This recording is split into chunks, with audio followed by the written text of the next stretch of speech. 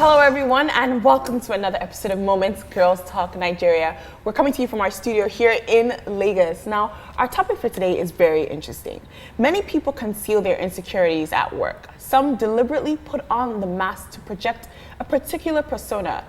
Are you ever really prepared for what comes after the mask drops? Today on Moments Girls Talk, we're going to be talking about dropping the mask at work. Welcome to the show, guys. Hey. Hey. Bonite. So, who's worked 9 to 5? Because 9 to 5 here. I've had a bit of, my background, I did a bit of 9 to 5 Okay. and before I got into the entertainment industry, but I don't think it's any different because even at work, you do have colleagues that you work closely with, and sometimes people are just not what they seem to be. You know what I mean? Like the office politics is the worst It's the politics worst. ever. Yes. It's like church politics as well. You know, Just certain places where it shouldn't be. It's just really bad. The hypocrisy, the fact that people are, out to get you. Sometimes they smile in your face, sometimes they're gunning for your position, and it's just a dog-eat-dog world. And it's the same even in the entertainment industry. We are all colleagues, even if we don't have an office. We're all working in the same field, and there's certain people who have different masks, to your face. They're like, hey, Palinto, you're amazing, you're great. And behind your back, they're like, I want what she's got. I will do anything to get to the top. I totally agree. I mean, for me, I've worked in a newsroom as like a news journalist on a news desk. You know what I mean? When I first started out, that's how I started. And I do totally agree that there is a lot of politics involved. And I think even, even for me at work, I was a bit of a different person because I felt maybe like I had to be a bit more calculating just in terms of, who do you tell this to, who do you align with? Yes, it's a bit like high school, almost like, the like cool high clique, school. the mean girls, the nerds. There's always a clique and you have to have an alliance somewhere just so you're not left alone, in no man's land. I had a brief experience working 9 to 5. I also worked as a copper in a proper office. I worked at an NGO and it was amazing because, as a copper, I didn't really know much of what was going on, but it was later I started to find a lot was what was happening when I became, smack in the middle of the office politics and I was the cause of a lot of things. And it was interesting because people who I was like, that's my person, they completely switched up and changed up on me. So, Welcome to the world. Exactly. We're going to continue this conversation, but our guests will be joining us. We'll be finding out what's happening in their lives, and it's going to be a good one because we're going to be talking specifically about the dynamics of navigating office politics and whether or not you should drop the mask. Welcome back to Moments Girls Talk. Time to meet our guest. Yetunde Bernard is a professional image and relationship coach. She's a corporate image consultant trained in New York and Las Vegas. Currently the managing partner of PGL Image Consulting. And we have Mary Dinah. She is the founder of Job Link Recruitment Services, a human resource development company with a network of more than 200,000 job seekers in Nigeria. And with more than 800 companies as clients, she's also the Lagos State Ambassador for Tourism. Welcome to the show, ladies. Welcome. Nice to see you guys. Nice to meet you guys. I'm really excited because our conversation today is about dropping the mask at work, and you both have a lot of knowledge in how people should present themselves because you do branding, and then also you are an HR consultant. So first of all, let's start, and find out, why did you even decide to start JobLink? There was an incident that happened in Nigeria where about 5,000 or more people were looking to apply for a job, and there was an assessment day, and sadly, very sadly, there was a stampede and close to 7 or 8 people lost their lives. I was watching that on TV about 4 years ago, and I decided that really something needs to be done about the unemployment situation in Nigeria. So we set up JobLink Recruitment Services, which is now JobLink Foundation. For us, it's social entrepreneurship. We want to help people. We want youths to have access to free employability trainings, and also we do free CV reviews. And yeah, we've been able to impact lots of lives. Yeah, that's amazing. What about Fantastic. Okay, me. I started out in PR, branding, marketing comms about 15 years ago. Wow. Yeah. And I sort of like transited, doing a 9 to 5 and finding out what was unique about being me.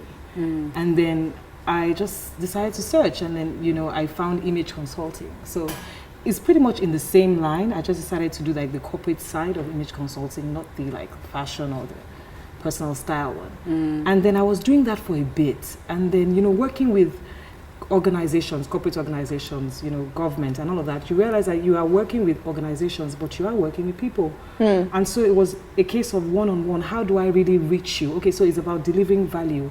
It's not enough to say, oh, come and do this training for that executive presence, frontline, you know, all of those things, right? So it became, how do I reach you as a person, and how do you become better at what you do?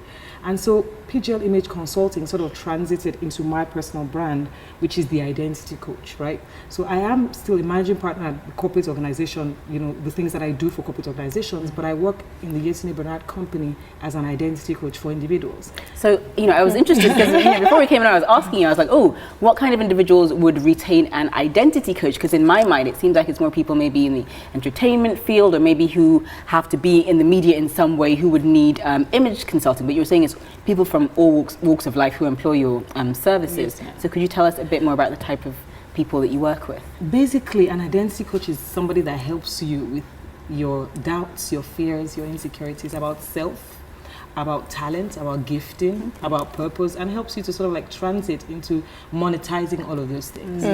So it's for everybody, and it's for anyone. Do you understand? And but you just have to be at that place where you have all of those questions and you're wondering, okay, what do I need? What do I do now with myself? And you know, initially, I mean, the funny thing is that we already talk to people about what do you think I can do? But you know, it's different when you get professional help. Professional, definitely. So basically, that's what I do as an identity coach with, you know, individuals. Fantastic. Okay, that's good then. That means that you guys are both gonna be able to say a lot today, because you both have you worked 9 to 5 before? I have. So you understand office politics? Yes, absolutely. And with large companies as well. I started my career as a hotelier, which I still am. I have a hospitality consulting firm. So I've worked with the likes of Marriott and Four Seasons and international hotel groups. Yeah. It's a 9 to 5 job, but it's very different. So yeah, I think definitely I can say a thing or two about work. Absolutely. How about you, Yetunde? Have you worked 9 to 5? Are you ready to chime in? I did that for a bit. I started out, I think, my career in about 2003, and I stopped 9 to 5, 2010. Interesting. Oh, okay, so you definitely have years of experience. So I mean, I worked with different organizations. And I think, I mean, I still work 9 to 5. So you work an more than 9 to assumption 5, that right? yeah, absolutely. It's an assumption that if you run your own company, you don't work 9 to 5. I absolutely work 9 to 5. I have an office, I resume in, and you know, I close at 5 with the rest of the team. Absolutely. Very interesting, very interesting. All right, the conversation is going to continue. We're going to be talking about dropping the mask at work, and that's going to continue after this. Welcome back to Moments Girls Talk. Today on the show, we're talking about dropping the mask at work and knowing how to navigate office politics. And in the studio with us is Mary and Yetunde, who are very, very well versed in handling such things. Okay, so the first time that I've experienced anything of this sort was I had a short stint at a company that sold online coupons. And pretty much I was a newbie. You know, I came into the company and it was new and everything like in that. Nigeria, probably? Or? No, not in Nigeria. Okay. Yeah. And what I found that everybody, there was a clique, like you had saying, that you had to belong to. You know, there was, because on my company, there was the minorities, so the black people hung out together. Then there was the techies, then there was the managers, and then there were the temps. And I was a temp. And it was interesting because there was one person in our group who was very adamant about not being part of the temp group because they felt that basically their goal was to become a permanent staff. Now, when you're in an office, do you feel like it's smart to be the teacher's pet? Like that person, people would have said, oh, this one is Ajayi Walker, like you're trying to, you know, be part of the permanent group. But the honest truth was that of all the people that were retained, it was him. He was retained because he did not identify and he did not hang out with us temps. So how can you strategically be a teacher's pet without being a teacher's pet and people like ostracizing you? I think you generally have to play the politics at work. That's the truth. Still be yourself. But certainly first of all, there's nothing wrong with being a teacher's pet. I was always a teacher's pet growing up, literally in school. You know, so you just have to, you know, play the politics. I think be the person that makes friends with everybody, but also be very close to your managers, to the management, to the leadership team. And don't feel like, even if people make you seem like the geek or the outsider because you're so close to the managers, don't just ignore them and just focus on your goal while you're in the company, where you want to get to. Make sure you have a vision. a 5-year goal and press on towards it. Yeah. Well, That's very good advice. This is the thing, yeah, because I heard everything she said, and it's all nice and dandy because that's how it should be. But let's just break it down and be real with ourselves. We live in a world where we all hear things like the sky is big enough, the sky is big enough. But do we really believe the sky is big enough when there's, you know, as she said, maybe there's only 5 slots for women and there's 15 women and the clause come out. And regardless of how nice you want to be close to the bosses or close to your colleagues, there's a fine line between, you know, am I going to be loyal to these people because they're in my department or do I just stick it out to them and just climb that ladder, not caring who I step on? And I find that in this part of the world, most especially women now, we have this notion where, you know, in order to shine, you feel the need to put out someone's candle. And I don't understand. It's like, why? Yeah.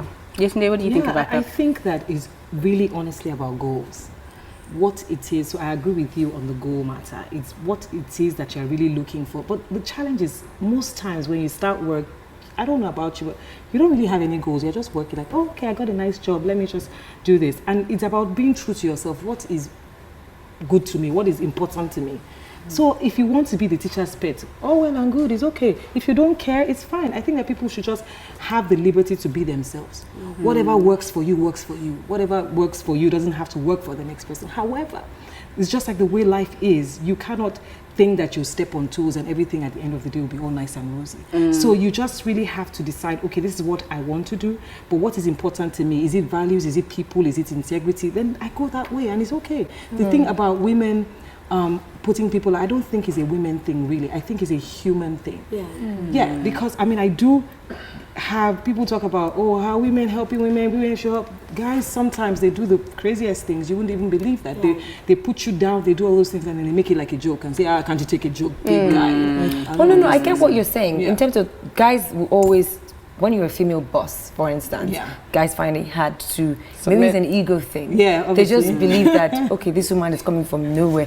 I personally tell this to everyone. I don't think Margaret Thatcher was a wicked person, but she had to have that mask at work because she was a woman who was in a position where men were used to working and they probably gave her a tough time every day. I totally agree, I agree. I used to have this female boss, sorry to interject there, and she was very masculine-ish, you know. She had short hair, no, seriously, you guys, she was very skinny, and she'd come to work and she would just almost attack you, and you're like, ah, chill now. You know, it's almost like she felt like people wouldn't take her seriously unless she adopted a more masculine persona. Or maybe on the way to where she is now. She's had men rate her, men feel like, why give her that position? And that would always be Yetunde. But I'm saying that if we are now all in the know, why do we as women now feel the need to also tear ourselves apart? Because look, if you go ahead of me, the men are still going to look at you and think, I think that's an identity thing. Again, it goes back to like, if you think that by sitting on her or by lying against her, you will move forward, that's on you. That means that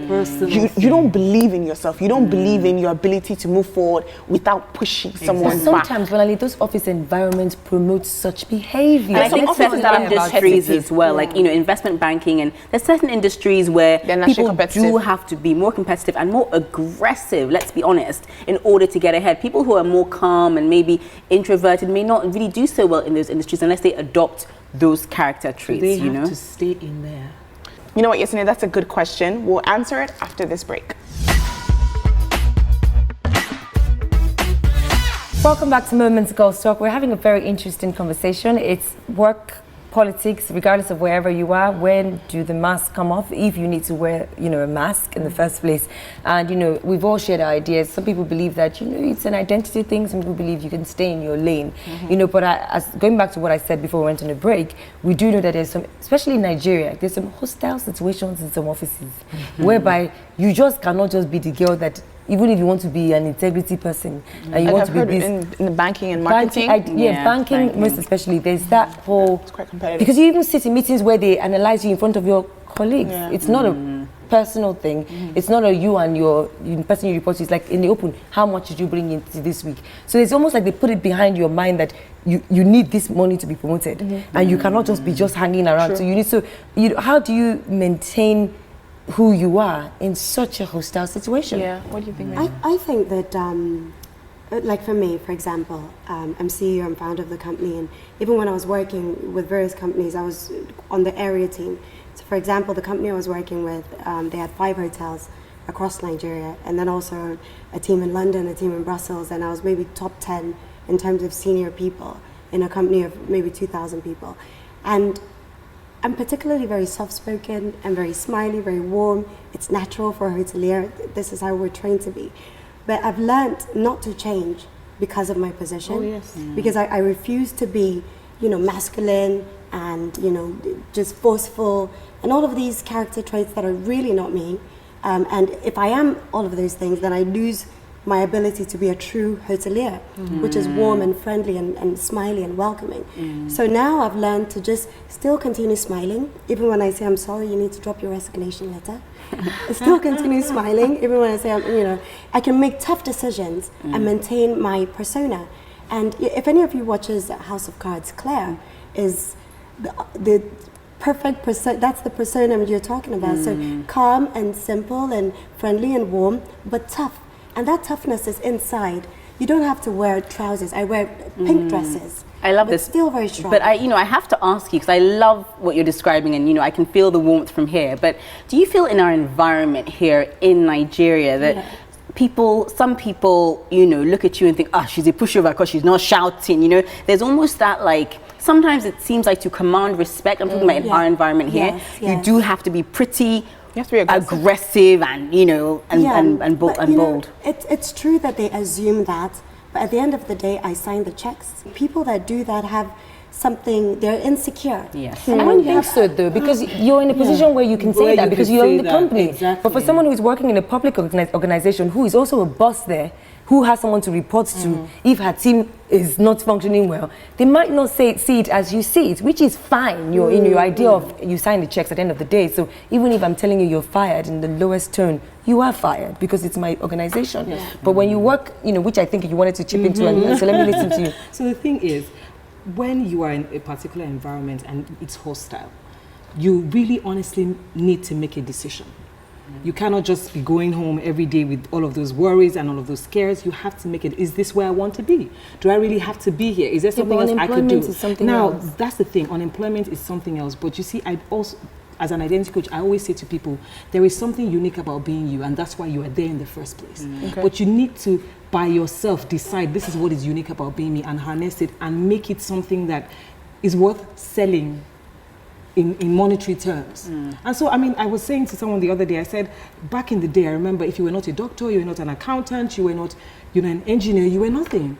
My dad would say, you have to be you have to do these particular courses. And then we got a new crop of people who decided to just bail the cart and say, you know what, this is what I like to do. Let me just launch out and do this. I'm not saying everybody's an entrepreneur, but I'm saying that you need to decide what is unique about being you and step up to the game and step forward. It's okay. You don't have to be all of that timidity. It's not humility. So really. what you're essentially saying is if you can't cope in the hostile work environment, to get out of it because there's no way you can change the environment. The environment, and you cannot change ideally honestly who you are because you would always be unhappy. There's personality and there's the ability to achieve your goals. Yes. And those are two very, very different things.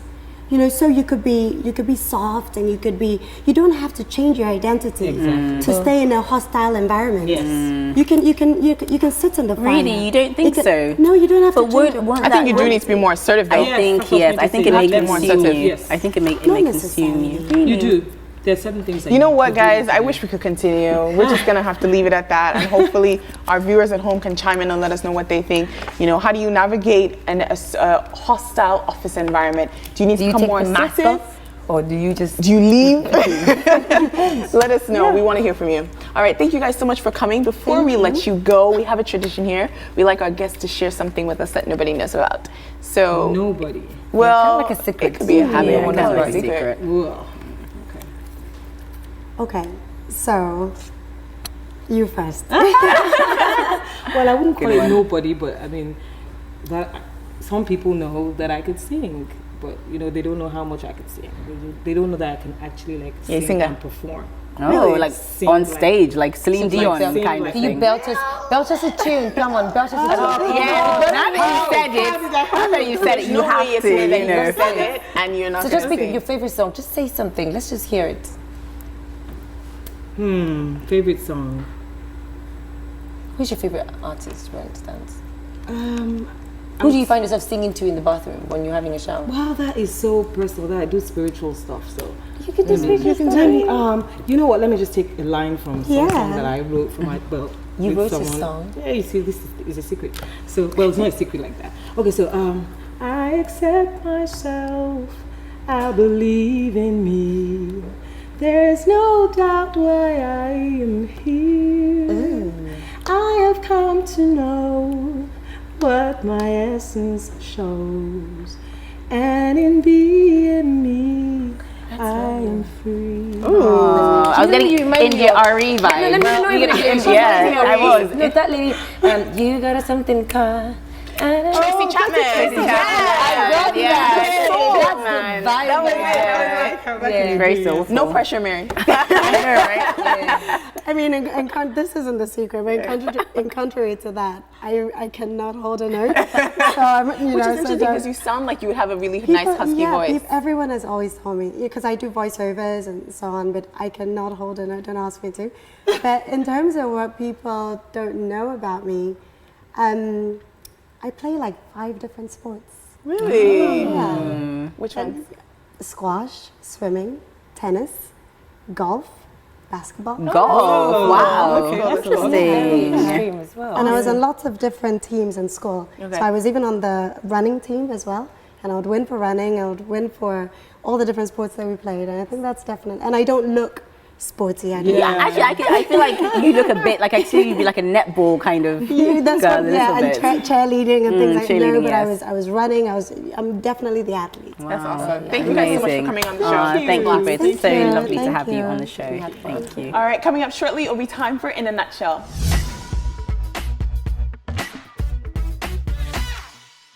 Welcome back to Moments Girls Talk. Our guests are out of the building, but I learned a lot on this episode. To think that we had image people and someone who's worked in HR, and one thing that kept coming out of everything they said is you can retain who you are. You don't have to lose your essence because you're working in a hostile environment, because society expects you to be a certain type of way. It's very difficult, but it's doable. I do agree with Bolanle in saying that you have to be a bit assertive sometimes, because it's not easy climbing that ladder, and there are people that are constantly ready to undermine you and undermine your authority. Now, but then once you climb the ladder, you also have to look out for those behind you and set a good example so that we can begin to change the narrative of this mask at work, being fake in front of your colleagues and trying to be the dog for the lackey for the bosses. At the end of the day, stick to who you are and pursue your growth and your goal. And if it's not working for you anymore, you can bounce. Exactly. Okay, I totally agree with you in terms of don't change who you are just because you're trying to, keep up with your office people or kind of, be the top dog at work. You have to set a standard almost and show that, by being who you are, you know how they say the cream always rises to the top? I totally believe that. I feel like if you're good at what you do and you, as we say in Nigeria, face your fronts, you will eventually get ahead. Even if you see other people who you think, they're playing the politics and it's working for them, it's just best to leave them to whatever messiness they're doing and just try to portray and represent yourself in the best way that you can, because reputation I think I always come down to, being true to yourself. Also, remembering that someone's definition of success is different from yours. So, don't get caught up in someone else's definition of success and vice versa. You might want different goals for yourself than other people. So if we all follow one person's path, it might not turn out the same, which is why it's good just to be true to who you are and just stick to it.